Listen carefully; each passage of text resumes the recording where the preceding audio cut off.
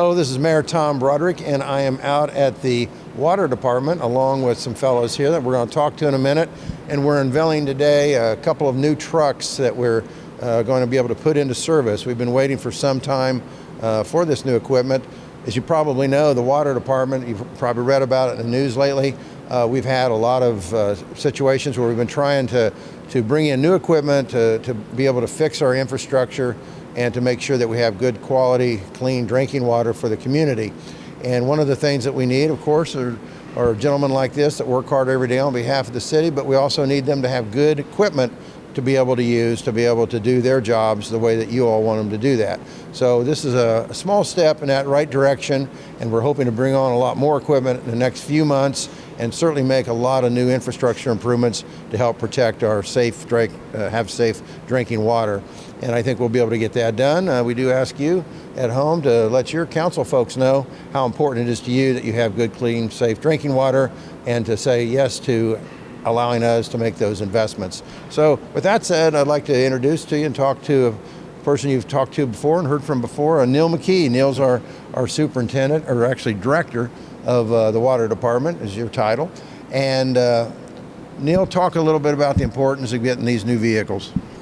Yeah, so the average age of our dump trucks lands about 27 years old. So, and we've put a lot of money in those dump trucks over the past 6 or 7 years. These new dump trucks were ordered in August of 21, so it takes a little longer to get these because they have to be built with supply chain issues, those kind of things. So we're very happy to have them. They're essential to us. We use them every single day. We did get two different sizes so that when we have larger main breaks, we can handle those a little bit easier and doesn't put as much stress on the vehicles. So we're excited to have them. Glad they're finally here, and we can do a lot more with these two vehicles. Tell us about how, in normal circumstances, if things are working the way you like to see them work, how many of these trucks do we have in service? 3. We have 3 in service most of the time. However, with the age of our trucks, like I said, typically we always had 1 in the shop. So we were limited. We have 3 crews. And so to be able to have all of our crews out there doing the work every day, we needed 3 dump trucks. And now we're going to be able to do that.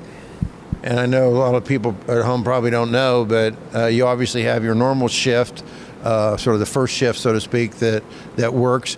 But you also have, in terms of the work we're talking about here, you also have folks that are on call and come in during water breaks. Absolutely. We have 24-hour service. We have a standby crew, same size as the crew, 4-man crews, 3 to 4-man crews that come in the middle of the night. And unfortunately, most of those main breaks happen 2 o'clock in the morning, not 2 o'clock in the afternoon. So it's a great thing for us to have that ability to come in and bring guys in to fix those when we really need them. Well, I know you guys all do a great job, and also for the folks at home, just to know, in addition to on this end of the Water Department, work we're doing to keep the water flowing, you of course have folks at the plants that are working every day to make sure that the water is safe and that we keep track of the quality that we have and the quantity. Talk a little bit about that. Yeah, absolutely. We have 3 shifts at the treatment plants. We have 2 treatment plants. The newest one is the Lafayette plant. Was replaced an older plant that was past its useful life in 2019. We have another plant downtown, the Wheeler plant, pretty old building, about 70 years old. And but you know the operators do a terrific job. Like I said, they're there around the clock, keeping the water, water quality, water quantity that we need for the city. And I know the aging water plant that we have over there on Dewey Street, the wells that feed that, as well as some of the wells that feed the Lafayette plant, are aging too, and their capacity is not what it used to be. Yeah, absolutely. It's a constant battle. These wells that have served the city well, they're 40, 50, 60 years old in some cases, and they're just past their useful life. It's time to do it's trying to do reset. It's kind of what I would call it. Even if you do the maintenance on them that you're supposed to do, after so long, the useful life is all it is. So it's time to do that. We've been in the process of doing that for the last 6 or 7 years.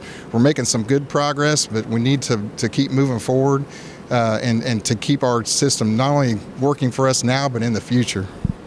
I know some of our customers may not be aware, but like you said a moment ago, the new water plant was completed and put online in 2019. We did make it for it would be expandable, just in case we had the opportunity to expand and bring in more water and run through the plant. But at the same time, with those plants, we obviously need funds to do that. And there has not been but 2 rate increases, which is almost impossible to believe, but there hasn't been but 2 rate increases in about 20 some years. Yeah, absolutely. It's to be able to do what we want to do, it's going to take funding. And that's a difficult thing for anyone, any city, any municipality, any utility to do, but it's a necessity. And a lot of these facilities, like we talked about, is so old. I mean, there was a generation that had to build these things. And so now it's just kind of fallen on us, and we have to pick it up and do the things that we need to do to make sure that we have, good, clean, affordable drinking water. Well, I know one of the things that we've been able to do over the last few years was be able to make some of those improvements that you talked about and put about $22 million into it so far. Yeah, it's the mayor's administration and the support that we've had. We've been able to do quite a bit with the little funding that we did have. The rate increase that went in before 2016 and then halfway through 2016 has gotten us to the point where we are now, and we've used everything that we have available to us, and now it's time to get some more funding to do the rest of it. Well, I know when those rates were put in place, which, like you said, I think that the conversation began in 2014 and heavily took place in 2015 and finally got passed by the council then and came on board at the end of 15, beginning of 16. And I know when we, for example, when I took office in 2016, part of the increase had not yet began. And so we were waiting for that to take place in order to be able to have some of the funds that you're talking about to do these things. But those had a predetermined, they had a predetermined idea of where they were going to go. And that's where a lot of that $22 million came from and those improvements. But it was always anticipated that there would have to be more to be able to finish the job. Yes, that's correct, and it's kind of a never-ending thing. It's it's just like your cars. They run out of their useful life, and you have to replace those, repair those kind of things. Anything else in life, it's like that. And so we're in the same boat with our facilities and our equipment. And to be able to provide the service that everyone expects, then we have to have the funding to do it. Well, one of the things I know I've been excited about on that front, because like you said, nobody wants to talk about rate increases of any sort. I mean, that's obviously human nature, but I think most of us recognize that none of us could run our personal lives or our personal businesses if we never had an increase or influx in income more than twice in 20 years. We'd all be out of business and be in pretty serious shape. But what's nice about what we're doing is I know we've been able to pull aside $9 million of the ARPA funds, which are federal funds that we received from the federal government that therefore won't cost ratepayers or taxpayers any additional revenue. And at the same time, we're looking for another $8.5 million from TIF funds, which again are funds that have already been collected, which will give us about $17.5 million. But we need at the present time to do for about a 4 or 5 year planning about $65 million. Yeah, exactly. And the way that you have set this up, I think is the way to go. It's perfect. We're being able to keep the rate increase down because of the use of those ARPA funds and the TIF funds. It's a perfect way to do it and make it more affordable and still be able to do all the things that we want to do and at least get us going in the right direction. Well, I think it's great too, and I know we've had consultants work on this to help us, and we're trying to keep these rates down, and so we're looking at for the first year, now be almost a year out before that even takes place, but the first year out about $2 or less a month for each residential customer, and then a like amount each year for the next 2 years. So phased in over 4 years, ending up in about a $6 a month increase, $72 a year. And the best part about it is it's going to allow us to have that $65 million. Yeah, absolutely. And like you said, there's a lot more to be done. And if funding is available, we will absolutely go after all that funding and continue to make improvements in the system. So. Yeah, we're going the right direction. So we're encouraging everybody at home to get on board and to help us make sure we have good water, we have safe water, but we just need to make sure that we have plenty of water. There was this recent drought that we had, coupled with a major main break, coupled with just sort of a perfect storm, really, that took us down where we had to have our conservation measures for a few days. But the good news is within 5-6 days, we were able to recover. But the point is, if we were to have a big fire or two of those breaks back to back, it could really put us in a serious situation. Plus, we want to be able to have more growth, more homes come into town. We want to have new businesses coming into town. So we need to make sure that we're poised to do that. And within a relatively short period of time, within 18 months to 2 years, if we get moving now, we would have plenty of water for all that growth. That's correct. And water is such a critical resource. You kind of forget about it until you turn your water faucet on and there's nothing coming out. And so that, it's easy for it to be out of sight, out of mind, that kind of thing. But yeah, it's so critical, and it's so much needed for just daily life. And, I just want to mention when you talked about that, these guys are out all hours of the night and just do a terrific job. And the fact that the system is 70 to 100 years old and we're doing as well as we're doing is a testament to these guys, and I mean, not just these two, but everyone in the department that keeps everything going, that especially the older equipment, and makes the job tougher when you have that kind of equipment. Absolutely, and when you're in a position that I happen to be in, and there's been mayors before me, there'll be mayors after me, but the reality is it's the workers day in, day out that work for the community. Most of these folks have been here for numerous years. They know their job upside down and backwards. And if it wasn't for them, we wouldn't have all the great services that we have. And I can't say enough about them, and 100% support them across the board all the time. So that takes me to JD Allman. JD's been with the department for a few minutes. Tell us about JD. How long you been here? And also you might want to weigh in on your thoughts, opinions, comments about some of the things we've been talking about.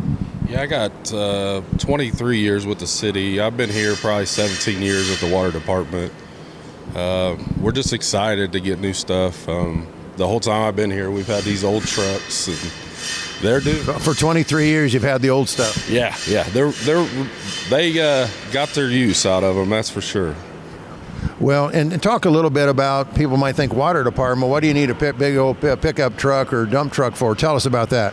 Well, we're digging water leaks every day. I mean, the more we have to take out, the more we need room, so we're excited to have these big ones for sure. So obviously you excavate the earth to get down to the leak and figure out how to get that fixed up, and then haul that off and bring in new soil and concrete or whatever it may be to patch it up. Yep, we use gravel in the street. Sometimes we have to use gravel in the grass too. It depends on how bad the leak is. And we might as well, while we're on camera, talk a little bit about, a lot of people don't understand how those water leaks work as far as after they're done and you guys fix them up. People obviously hit the bumps where the water cuts were at the time. Talk a little bit about what it takes to get that repaired and why there's a little bit of a time lag from the time you pull off a job and the time it gets permanently fixed. Yeah, so when we dig a street, we put gravel back, blacktop, we temporary blacktop it. Then we have a contractor that comes back and does the asphalt and the cement, so it takes time. And I know if it's in the winter time, we don't have asphalt immediately available. We have to use cold patch. So that unfortunately pops up out even a little bit more, so forth. So I know you talked to me earlier about a recent water break we just had. Tell us about that one. Yeah, we had one on Broadway this morning, actually, 10-inch main. They're repairing it right now. Well, you guys do a great job. I know the other night when we had the big one, that when we ended up with the request for conserving water, that's probably one of the biggest ones we've had in a while. Talk a little bit about that. Yeah, and that helped. I don't know if it was the public that helped, but we started gaining water right away. Once we figured out all the leaks, small leaks here, small leaks there, it adds up. And people don't realize, but you have a series of valves that run underground too, because all this is underground. Series of valves that run underground where you guys can, just like you could at home, and shut down your toilet or something, where you cut the water for you can get in there. But these valves old as the hills too. Yeah, we don't like turning them if we don't have to. You know, a lot of times we do it under pressure. That's what we do. These guys are good. They've been doing it for a while, and it makes a big difference. Well, appreciate again your service and everything that you do. And then finally, I know Jake wants to weigh in here. This is Jake Ackerman. Jake, how long have you been with the department? 17 years. So he's kind of the old man right now, right? Okay. So add to what you've been hearing here in your points of view, and in particular what you're thinking not only we're doing now, but things we need to do going down the road. There's a lot of stuff we need to improve. Like we're going through a process now with our meters. We're changing over meters, and we have to get all the lead out of all that. That takes money. I mean, there's a lot going on. I know people don't know, but we have a meter program where we try to replace so many meters a year. I know the goal is to try to get up to 10%, which is about 2,500 meters, which is a lot of meter changes, because if you're out changing a meter and you have a leak, you got to go fix the leak, right? Oh yeah, it's a pain. So the new equipment, how do you think that'll be received by the rest of the department? Oh, they're going to love it. We don't have to have one of our dump trucks in the shop all the time. It's back and forth, be able to set a full crew out and be able to get jobs done.